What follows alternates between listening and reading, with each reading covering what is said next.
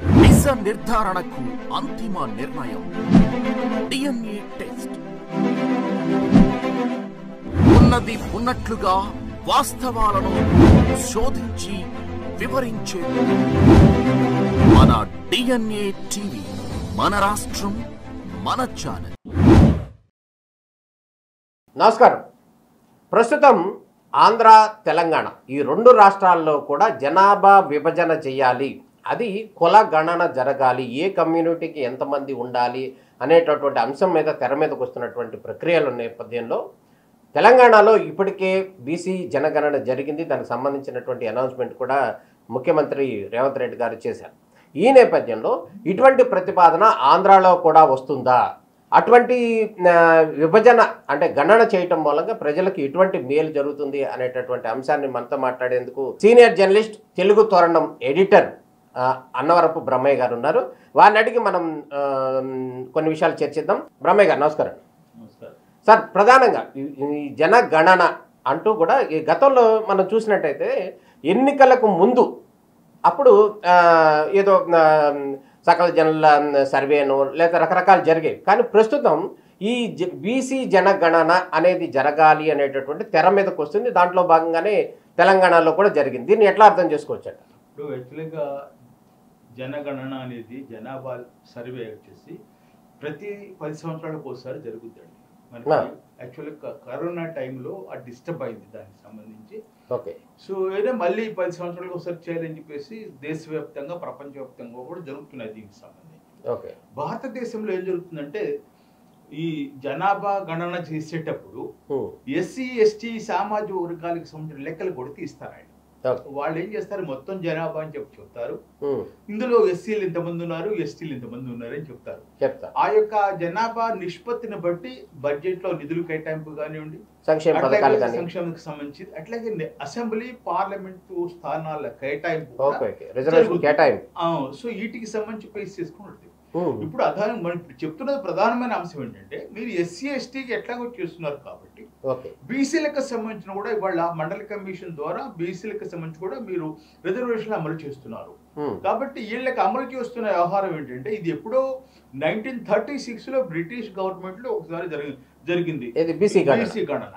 ఆ రోజున చెప్పింది ఏంటంటే 52% ఉన్నారు అని చెప్పేసి చెప్పారు. దానికి సంబంధించి ముస్లిమ్స్ కాకుండా, క్రిస్టియన్స్ కాకుండా 1930లోనే బీసీలు 1936లో జరిగినటువంటి బ్రిటిష్ గవర్నమెంట్ 52% ఉన్నారు. 52% ఉన్నారు. దాంట్లో మైనారిటీని కలపలేదు, వాళ్ళు ప్యూర్ గా బీసీలు మాత్రమే. సో అప్పటి నుంచి మళ్ళీ జరగల. ఎప్పుడు ఏ నివేదికలు ఇచ్చినా కూడా ఆ 36 యొక్క ఆధారాలను పెంచుకొని వాళ్ళు చెప్తూ ఉన్నారు. ఇప్పుడు కొత్తగా చెప్తున్నారు ఏంటంటే, ఎట్లాగో జనాభా గణన చూస్తున్నారు కాబట్టి, ఎస్సీ, ఎస్టీలు చూస్తున్నారు కాబట్టి, ఇంకో కాలం బీసీ, ఓబీసీ కాలం కూడా పెట్టండి అప్లికేషన్ లో పెడితే అదే సరిపోతుంది. అప్పుడు మీకు ఎందుకంటే డబ్బులు ఖర్చు పెడుతున్నాం, ఎంత ఖర్చు పెడుతున్నాం, ఎవరికి వెళ్తుందో లెక్క తెలియాలి కదా. మనకి తెలుగులో ఒక సామెత ఉంది, డబ్బుని 8లో వేసినా కూడా ఎంచి వేయాలి, ఎంత వేసేవని తెలియాలి అని చెప్పేసి ఒక సామెత ఉంది. వాళ్ళ డబ్బులు ఖర్చు పెడుతున్నారు బీసీలకు సంబంధించి సంక్షేమానికి. ఎంత ఖర్చు పెడుతున్నారు, దీనికి సంబంధించి ఎవరికి చెందుతున్నాయి తెలియాలంటే ముందు నువ్వు సంఖ్య తెలియాలి కదా.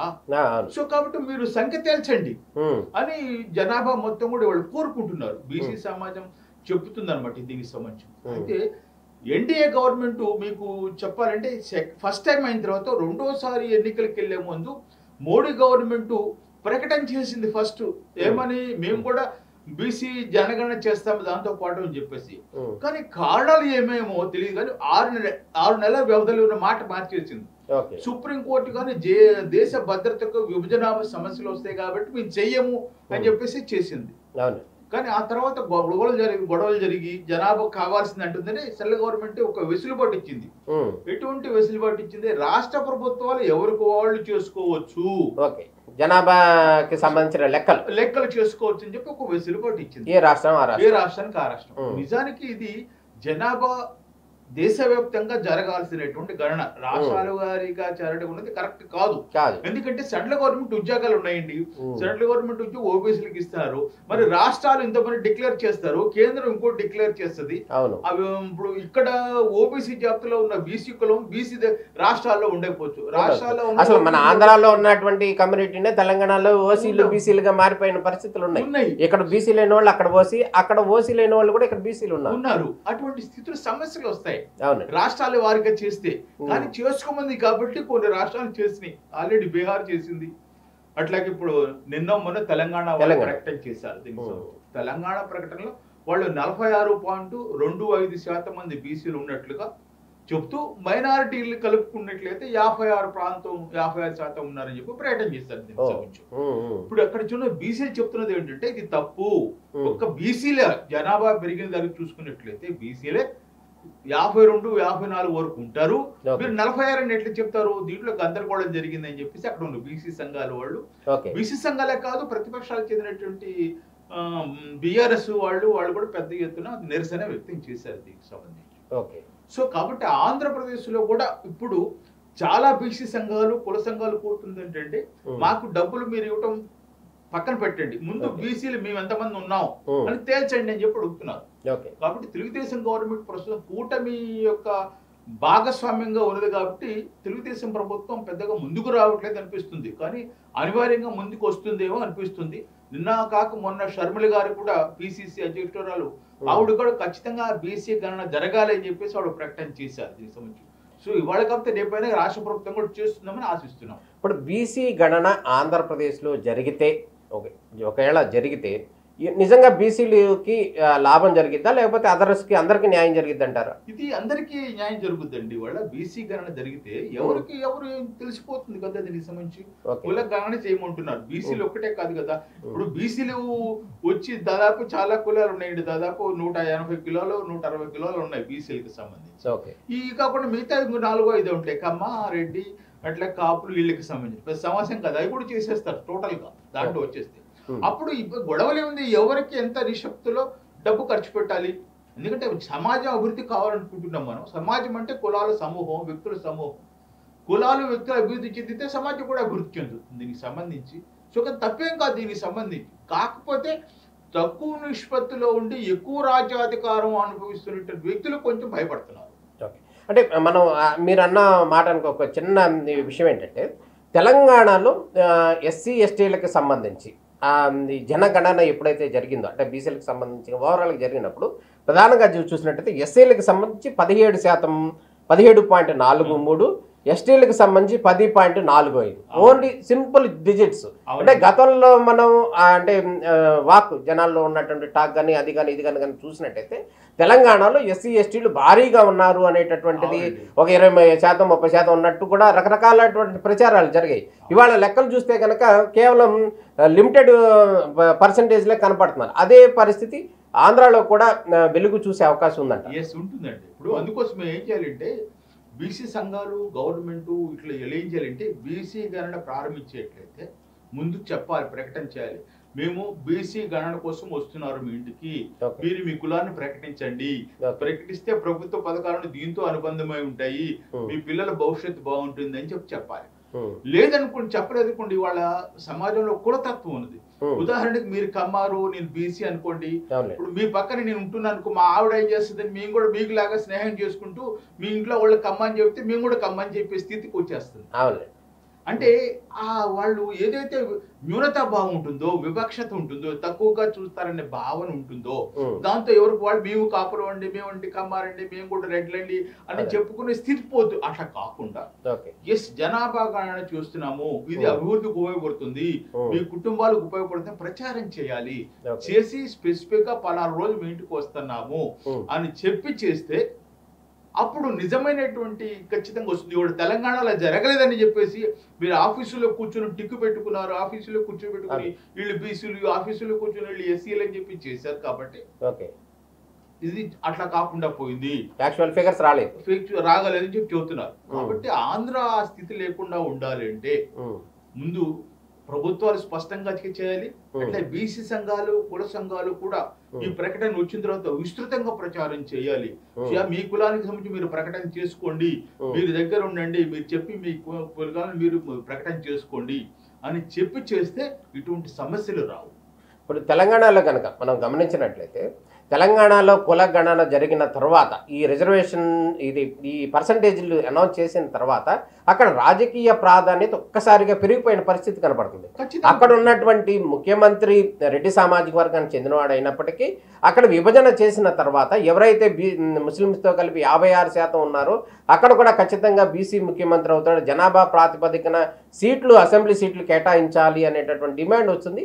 దీన్ని ఎట్లా అర్థం చేసుకోవచ్చు అంటే వాస్తవం కూడా అది కదా. వాళ్ళు ఏం చెప్తున్నారు, మైనారిటీస్ బీసీలు కలిపిన తెలంగాణలో వాళ్ళు చెప్పినటువంటి ఫిగర్ ఏంటి, దాదాపు 57%, 56.33% జనాభా బీసీలు ఉన్నారు అని చెప్పి ఒక బీసీలే. ఇవి కాకుండా మళ్ళీ ఎస్సీ ఎస్టీలు ఉన్నారు దీనికి సంబంధించి. వాళ్ళు ఎంత ఉన్నారు, 17, 27% ప్లస్ 56%, అంటే 70, దాదాపు 70 ఏంటంటే ఇంకా ఎక్కువ, దాదాపు 80%కి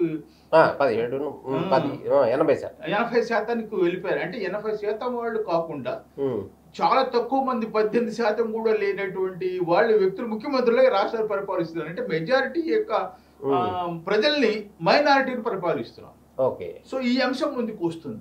అది వాళ్ళు చెప్తున్న వ్యవహారం ఏంటంటే ఎస్సీ ఎస్టీలకు సంబంధించి అక్కడ వాళ్ళు చెప్పేది అంటే మేము ఇంకా జనాభా ఎక్కువ ఉన్నాము, వాళ్ళు 17 ఉన్నటువంటి మేము కనీసం తక్కువలో తక్కువ 20% ఉంటాం, 25% ఉంటాం, కానీ సరిగా జరగలేదు దీనికి సంబంధించి అని వాళ్ళు చెప్తున్నారు. అట్లా ఎస్టీలు కూడా ఇంతకు ముందు కంటే సంఖ్యాబలం పెరిగింది, దీనికి సంబంధించి శాతం కూడా పెరుగుతుంది వాళ్ళకి సంబంధించి. సో ఈ నేపథ్యం మొత్తంగా చూసుకుంటే సమాజం అల్టిమేట్ గా చెప్పేది ఏంటంటే మీకు 85 నుంచి 90% రిజర్వ్డ్ వర్గాలే ఉంటాయి. అగ్ర కులాలు ఏదో ఆధిపత్య కులాలను కూడా మీకు మహా ఉంటే 10-12% ఉంటారు. అంటే 10-12% ఉండేటువంటి ఆధిపత్య అగ్ర కులాలు వాళ్ళు 88% ఉన్నటువంటి ప్రజలు పరిపాలన చేస్తున్నారు.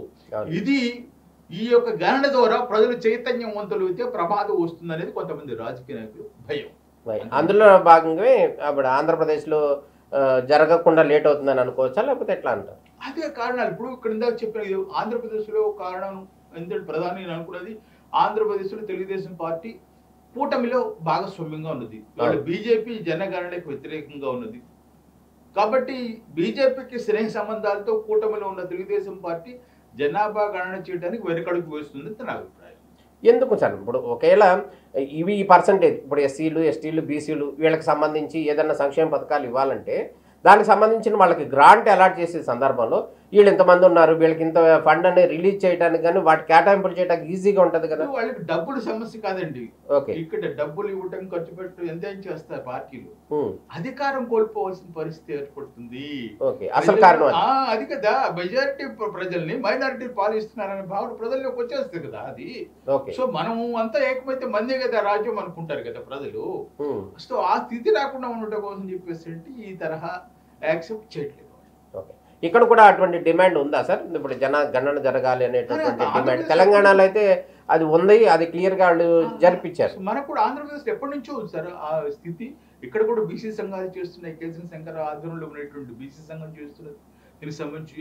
అట్లా చాలా కుల సంఘాలు ఇవన్నీ కూడా ఇప్పుడు వాళ్ళు ఖచ్చితంగా కుల గణన జరగాలి, బీసీ గణన జరగాలి అని చెప్పేసి డిమాండ్ చేస్తారు. అంటే జనగణన జరగాలి అని బీసీలే కాకుండా ఎస్సీ ఎస్టీలు అదేవిధంగా కాపులు అదర్స్ కూడా మైనార్టీలతో సహా అందరూ కూడా అడిగితే అది తొందరగా అవుతుంది కదా సార్. ఎస్సీ ఎస్టీలు ఎందుకు అడగరంటే ఆల్రెడీ చూస్తున్నారు వాళ్ళకి. ఇందాక చెప్పే కదా నేను, భారత రాజ్యాంగంలోనే వాళ్ళకి ఆ ఫెస్టివల్ సరిపోయింది. జనాభా గణన జరుగుతున్నప్పుడు మనం వాళ్ళు చేసే ఇప్పటికి ఆల్రెడీ జరుగుతుంది, ఎప్పటి నుంచో జరుగుతుంది వాళ్ళకి. మనకి స్వతంత్రం రాకముందు నుంచి కూడా భారతదేశ జనాభాలో ఎస్టీలు ఎంతమంది ఎస్సీలు ఎంతమంది ప్రకటన చేస్తుంది గవర్నమెంటే. సో కాబట్టి వాళ్ళు ప్రత్యేకంగా డిమాండ్ చేయాల్సిన అవసరం లేదు. ప్రత్యేకంగా డిమాండ్ చేయాల్సిన అవసరం లేదు, బీసీలకే ఉన్నాయి, బీసీ కులాలకే ఉన్నాయి. వాళ్ళు లెక్కలేకపోతుంది. వాళ్ళ తరఫున అగ్ర కులాలు ఆధిపత్య కులాలు ఎంజాయ్ చేస్తున్నాయి పవర్ ని.